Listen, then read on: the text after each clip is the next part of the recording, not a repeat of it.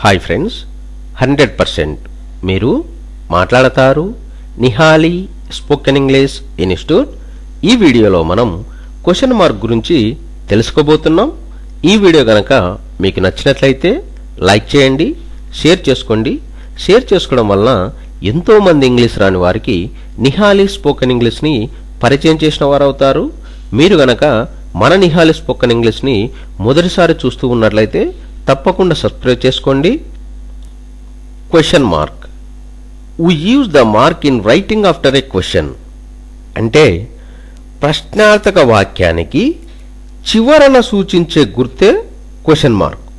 Example తీసుకున్నట్లయితే what is your name? Question mark. We use the mark in writing after a question.